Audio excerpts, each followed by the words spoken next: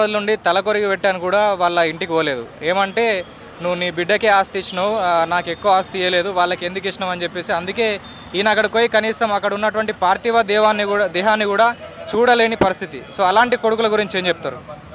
అట్లటోడు పుట్టకుండా ఉండాలి. పుట్టేదావుడే అసలు కొడుకులని పుట్టేదావుడే చంపేసేయాలి. అట్లాంటి కొడుకు ఉండొద్దు భూమి మీద కూడా. అట్లాంటి వాళ్ళకు ఇల్వ కూడా ఇవ్వద్దు. పచ్చి మంచినీళ్ళు కూడా ఆకిట్లకు వస్తే కూడా పొయ్యొద్దు. అట్లాంటోడు ఉన్నా ఒకటే సచ్చినా ఒకటే. తండ్రికి ఎప్పుడైతే ఆస్తి గురించి వాడు భావించిండో రేపు నీ కొడుకు ఉన్నాడు కదా, నీకు అదే ప్రకారంగా చేస్తాడా నీకు తెలియదా? అట్లాంటి కొడుకు ఉన్నా ఒకటే పోయినా ఒకటే. అసలు ఆ కొడుకు గురించి మాట్లాడడమే వేస్ట్. భూమికి బరువు అట్లటోళ్ళు ఉంటే ఉండొద్దు. అట్లటోళ్ళు తల్లిదండ్రులని చూడకుండా, తల్లిదండ్రులను బాగుబోగులు చూడకుండా ఉండడం వేస్ట్ ఆడు.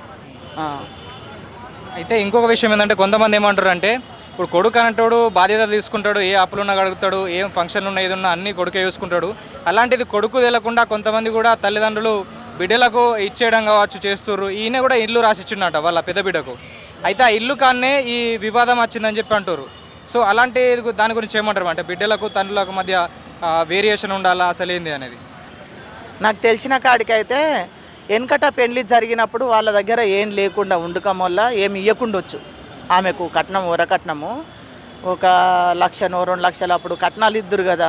ఆ కట్నాలు లేకుండా ఏమైందంటే ఓ పత్తులలో ఎండో ఏమో పెట్టి పట్టగొలుసులు పెట్టి ఓ బేడను పావులెత్తు కమ్మలు పెట్టి పెళ్లి చేసి ఇచ్చేవాళ్ళు అప్పుడు వెనకట.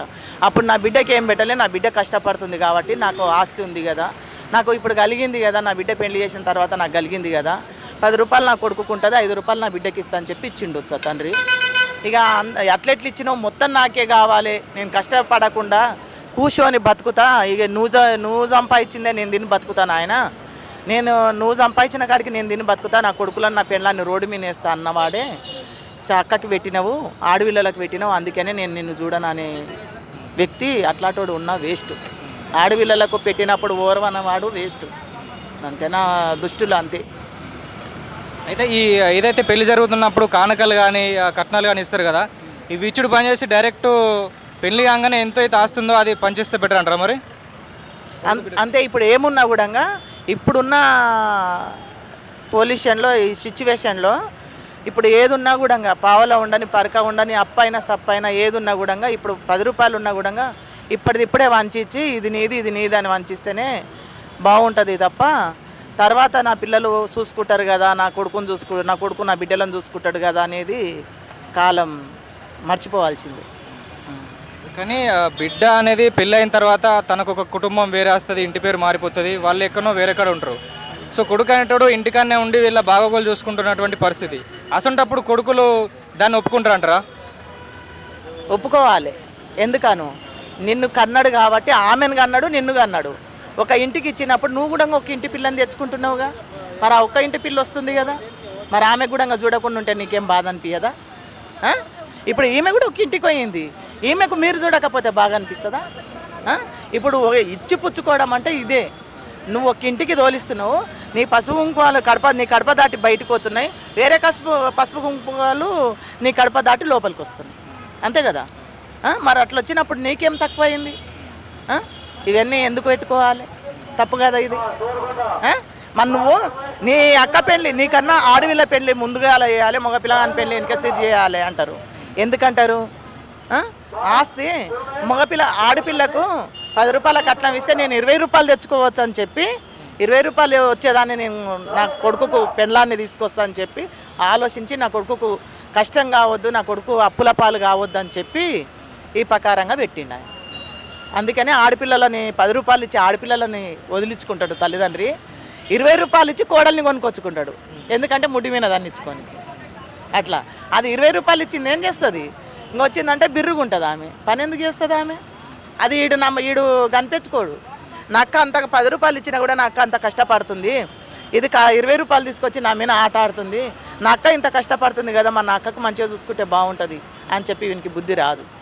ఎందుకంటే తినమరిగిండు కదా కొడుకు కూర్చొని, అందుకనే అతనికి బుద్ధి రాదన్నట్టు.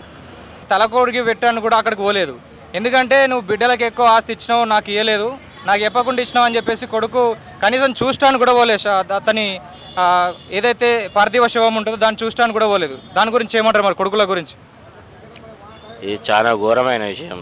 ఆస్తుల గురించే తల్లిదండ్రులకి కొరువు పెడతా అనేది చాలా ఘోరం అది. అలాంటప్పుడు కొడుకులు లేని వాళ్ళు ఆడపిల్లలు గిట్ట ఉన్నారు. ఈరోజు ముందుకు నడిచి వాళ్ళు చేస్తున్నారు సావులు. అలాంటి దుస్థితి తెచ్చారనుకో కొడుకులు పక్కకు పోవాల్సిందే, ఆడపిల్లలు ముందుకు సాగవలసిందే. ఇక్కడ కూడా దాదాపు అదే పరిస్థితి జరిగింది. తన పెద్ద కూతురే కొరువు పెట్టింది. అదే జరుగుతుంది, వాస్తవానికి అయితే అదే జరుగుతుంది. ఆస్తుల పంపకాల గురించి కాదు ఇది జీవితం. 4 రోజులు ఉంటాం, మనం పోతాం. ఆస్తులు అనేది మనతోటి రావు. ఏవైనా మనం కష్టపడి సంపాదించుకుంటే మనతోటి నిలబడుతుంది. అంతేగాని తల్లిదండ్రులు సంపాదించిన ఆస్తులతోటి ఎన్ని రోజులకైనా అక్కడ రాదు అది అంతే.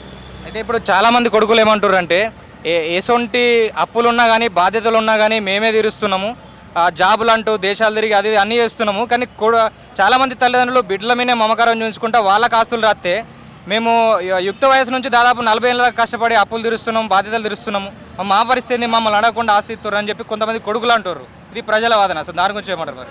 ఈరోజు గవర్నమెంట్ అనేది ఆడపిల్లకి సమాన హక్కు కల్పించింది, దాన్ని బట్టి ఫాలో అవుతారు అంతే.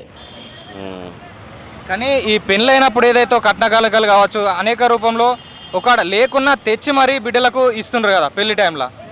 సో దాంట్లో కొడుకు కూడా బాధ్యత ఉంటుంది, కొడుకు కూడా తీసుకొచ్చి ఇస్తుండు. కొడుకు అనేది 10 చదువుల కాడికి అన్నింటికైనా సరే పెట్టిస్తారు కదా తల్లిదండ్రులు.